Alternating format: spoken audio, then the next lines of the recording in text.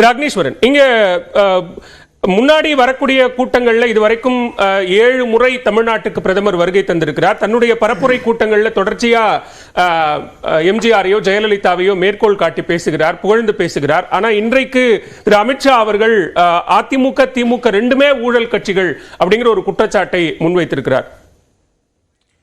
அதாவது முரண்பாடுகளின் மொத்த உருவம் தான் பாரதிய ஜனதா.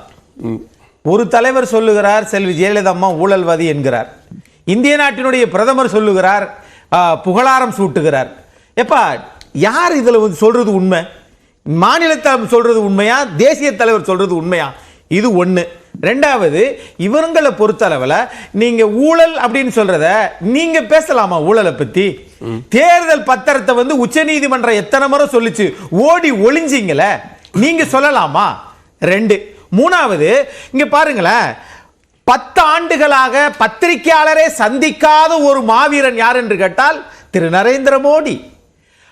மக்களை பார்த்து பேசாம ஒரு மங்கி பாத்துக்குள்ளேயே பேசுனது நரேந்திர மோடி. இரண்டாவது, இங்க பாருங்க, ரோட் ஷோ. புதிய நாடாளுமன்ற கட்டட திறப்பின் போது பிரதமர் நரேந்திர மோடி செய்தியாளர்களை சந்திச்சாரு. நீங்க செய்தியாளர்களை சந்திக்கவே இல்லை அப்படிங்கிறீங்க, பேசினா பேசிக்கிட்டே இருக்காரு அப்படின்னு சொல்றீங்க. பிரதமர் என்பவர் நாட்டு மக்களிடம் உரையாற்ற வேண்டும். அதுவும் தேர்தல் நேரத்தில் பேசினாதான் அது வாக்குகளாக மாறும். அது ஒரு தேர்தல் வியூகம், உத்தி. இந்தியாவில் அரசியலமைப்பு சட்டத்தை இவர்களை விட காலில் போட்டு மிதிக்கவே முடியாது. நான் கேட்கிறேன், இந்திய நாட்டினுடைய ஜனாதிபதியை புதிய பாராளுமன்றத்துக்குள் விட்டீங்களா? விடல. அப்போ நீங்க கொஞ்ச நஞ்சமா பண்ணீங்க. ஆகவே நீங்க பண்றது இந்த தேர்தல் பத்திரத்துல கூட உச்சநீதிமன்றம் மார்ச் 6ஆம் தேதி சொல்லுச்சு. அதுக்குள்ள அதை விடவா நீங்க அதிமுக திமுக ஊழல் கட்சின்னு சொல்றதுக்கு உங்களுக்கு என்னங்க பொறுப்பு இருக்குதுங்க? நீங்க ஒரு சாதாரண வங்கி கணக்கில் போட்டாலே வெறும் 24 ரூபாய். டாக்டர் மன்மோகன் சிங் இருக்கிற போது அது அவங்களே காசு கொடுத்து 450 ரூபாய் கொடுக்கும் போது கூட சரி, எடப்பாடி பழனிசாமி அதுதான் சொல்றேன். திரு எடப்பாடி பழனிசாமி சொல்றார், இங்க பிரதமரோ உள்துறை அமைச்சரோ இப்படி போகிற இந்த ரோட் ஷோக்கள் மூலமாக அது வாக்குகளாக மாறாது அப்படிங்கிறாரு. ஆனா திரு அமித்ஷா இப்ப நம்ம பேட்டியில சொன்னதை பார்த்தோம், இது 100% வாக்குகளாக மாறும் அப்படிங்கிறாரு. இல்ல, அவங்களுடைய நம்பிக்கை தானே, அவங்களுடைய நம்பிக்கை தானே. நான் இப்ப கேட்கிறேன், இந்த தேர்தல் அறிக்கையே விடாம இருக்கீங்களே, 400 இடத்துல வெற்றி பெறும் சொன்னீங்களே, எப்படி எதை வச்சு சொல்றீங்க? ரெண்டு, பிரதமருடைய முகமே போதும், நாங்க பிரதமர் வேட்பாளராக மோடியை முன்னிறுத்துகிறோம், 3வது முறையாக அவரே வெற்றி பெறுவார், அந்த முகமே போதும், அறிக்கையெல்லாம் வேண்டாங்கிறாங்க. அது உங்களுடைய நம்பிக்கை. அரசியலமைப்பே வேண்டாம் சொல்றாங்க தானே நீங்க. அது இருக்கட்டும். நான் கேட்கிறேன், இந்த ரோட் ஷோ விட்டீங்கல்ல, மிக்ஸாம் புயலுக்கு ஒரு போட் ஷோ விட்டுருந்தா சென்னை எல்லாம் தப்பிச்சிருந்திருக்கும். சரி, நீங்க ரோட் ஷோ போட் ஷோ தான் விடல. நான் கேட்கிறேன், நீங்க ஏதாவது பேரிடர்னே அறிவிக்க மாட்டேன்னு சொல்றீங்க. 10 ஆண்டு காலம் நிதியமைச்சருக்கு அவங்களுக்கே பணம் இல்லை அப்படின்றாங்க. நிதியமைச்சருக்கே பணம் இல்லைன்னா இந்திய குடிமக்கள்கிட்ட காசு இருக்குமா சார்? இவங்க சொல்ற முரண்பாடுகள். நிதியமைச்சர்னா நாட்டினுடைய மொத்த காசு நிதியமைச்சருக்கு சொந்தமா? இல்ல, மொத்த நாட்டினுடைய மொத்த காசு நிதியமைச்சருக்கு சொந்தமா? ஆமா, அது அதானிக்கு சொந்தம். இந்தியா நாடு இந்தியான்றது அடுத்து அதானி நாடாக மாறிவிடும். ஆக உங்களுடைய நோக்கம் மாநில கட்சிகளை கபலீகரம் செய்வது, தேசத்தை துண்டாடுவது. இப்படி நான் புரிஞ்சுக்கிறேன். நேரடியான குற்றச்சாட்டை, நேரடியான தாக்குதலை தற்போது பாரதிய ஜனதாவும் எடுத்து விட்டது அப்படிங்கிற அடிப்படையில் அதிமுகவும் தற்போது பாஜக மீதான நேரடி தாக்குதலை தொடங்கிவிட்டது அப்படின்னு புரிஞ்சுக்கிறேன். இதனால் வரைக்கும் பேசாத நிலையில இப்போது தொடங்கி இருப்பதுங்கிறது டைரக்டா பிஜேபி அட்டாக் ஸ்டார்ட் பண்ணிருச்சு. நாங்களும் ஸ்டார்ட் பண்ணிட்டோம். யாராவது அடல் பிஹாரி வாஜ்பாய் நல்லது செய்தார், ஆகையால எங்களுக்கு ஓட்டு போடுன்னு யாராவது கேட்பாங்களா? ஒரு மாநில கட்சி 31 வருஷம் ஆண்ட கட்சி, அந்த கட்சியினுடைய ஓட்டுகளை நீங்களா எங்களுக்கு வாங்க வாடகைக்கு கேக்குறீங்க பாருங்க. இதுவே உங்களுடைய புரிதலை தவறு இல்லையா? இப்படியா ஒரு கூட்டணியிலிருந்து வெளியே வந்ததுக்கு பிறகு எனக்கு ஓட்டு போடுங்க. இந்த போலி புகழாரம். சரி, அடுத்த சுற்றுல பேசலாம். திரு ஸ்ரீராம், இங்க ஜனநாயகத்தின் மீது ஒரு அமைப்பு ரீதியான தாக்குதலை சிபிஐ, இடி, ஐடி மாதிரியான அமைப்புகளை கொண்டு நடத்துகிறார்கள். ஊழல் பற்றி பேசுவதற்கோ சமூக நீதி பற்றி பேசுவதற்கோ பாஜகவுக்கு எந்த விதமான அருகதையும் இல்லை அப்படிங்கிற கடுமையான விமர்சனங்களை ராகுல் தற்போது கோவை பரப்புரை கூட்டத்தில் முன் வச்சிருக்கிறாரு. எப்படி பார்க்கிறீங்க? அக்னீஸ்வரனுக்கும் சேர்த்து பதில் சொல்லலாம். கரெக்ட். பல விஷயம் திரு ராகுல் காந்தி பேசியது 50 வருஷம் நம்மளை கேட்பாங்களேடா, என்ன இதெல்லாம் இந்த விஷயத்தெல்லாம் நம்ம 50 வருஷம் நம்ம பண்ணலையே, நம்ம இதையே இப்போ மோடி மேல் அவர்களை போட்டா என்ன நினைப்பாங்க மக்கள், அவர் அதெல்லாம் யோசிக்கல. அதானியை உருவாக்கியது திரு ராஜீவ் காந்தி, அது அந்த வாக்குமூலத்தை கொடுத்தது திரு அதானி. அது திரு ராகுல் காந்தி அவர்கள் கொஞ்சம் படித்து பார்க்க வேண்டும். அவர் தமிழக கலாச்சாரத்தை பிரதமர் தவறாக எங்கேயாவது பேசினாரா என்பதை ராகுல் காந்தி சொல்லணும். எங்கேயாவது தமிழக கலாச்சாரத்தை பத்தி பிரதமர் எங்க சொல்லியிருக்காரு? தவறா பேசினார்னு எங்கேயுமே சொல்லல.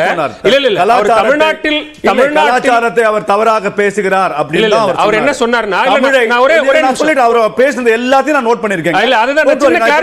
சின்ன கிளாரிஃபிகேஷன் தான் சொல்லிட்டேன், இருங்க கொஞ்சம் சின்ன கிளாரிஃபிகேஷன் தான், குறுக்கிடல, சின்ன கிளாரிஃபிகேஷன் தான். அவர் என்ன சொன்னார்னா, இங்க தமிழ் அப்படின்னு பேசுறாரு, இன்னொரு ஸ்டேட்டுக்கு போனா அந்த மொழியை பேசுகிறார், ஆனா வேற டெல்லிக்கு போயிட்டா ஒரே நாடு ஒரே கலாச்சாரம்னு மொழிகளுக்கு எதிராக பன்முகத்தன்மைக்கு எதிராக பேசுகிறார் அப்படின்னு சொன்னார். எங்க அவர் தமிழ் வெறும் ஒன் நேஷன் ஒன் லாங்குவேஜ் எங்கேயாவது சொல்லியிருக்காரா பிரதமர் மோடி? அப்படி ஒரு பன்முகத்தன்மைக்கு எதிரான நிலைப்பாடு அது உங்களுடைய அரசியல். பிரதமர் சொல்லியிருக்காரா அந்த மாதிரியான பொய்? அது அவர் முற்றிலும் பொய் சொன்னார். கலாச்சாரத்தை பத்தி சொன்னாரு. தமிழக கலாச்சாரத்தை அசிங்கப்படுத்தியது ஜெயராம் ரமேஷ். ஜல்லிக்கட்டு ஒரு காட்டு மிராண்டியான விளையாட்டை நிறுத்தியது ஜெயராம் ரமேஷ் 2011 அவர் என்விரான்மென்ட் மினிஸ்டர் இருக்கும்போது. அப்ப எங்க போனார் திரு ராகுல் காந்தி? தமிழக மக்களின் கலாச்சாரத்தை இப்படி கொச்சையாக நாம் பேசலாமா என்று ஜெயராம் ரமேஷ் ஐயா அவர் கேட்கல. அதுக்கு அவர் பதில் சொல்லணும். அதே மாதிரிதான் அவர் அதானிங்கிறார்.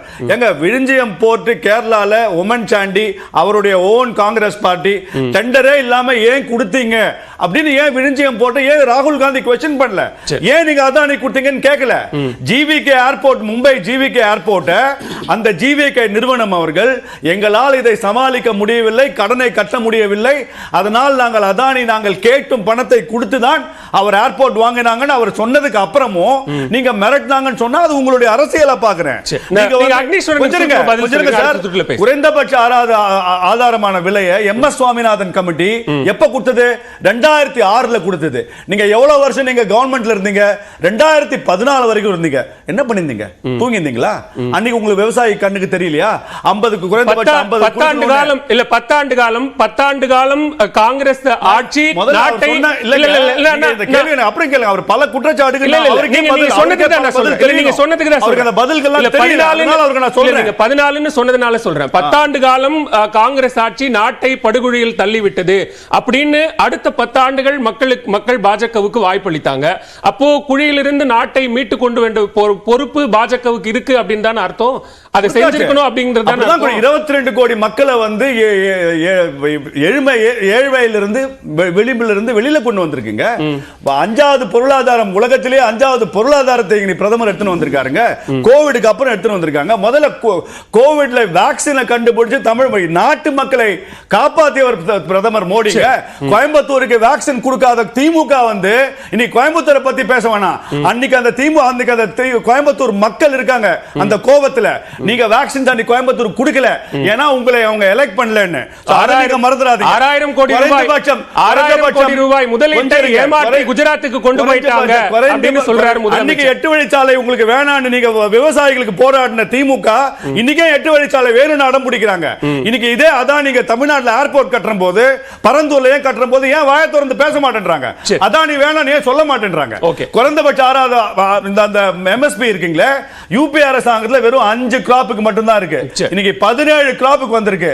யாரால வந்தது? இந்த பிரதமரால வந்தது. அக்னேஸ்வரன்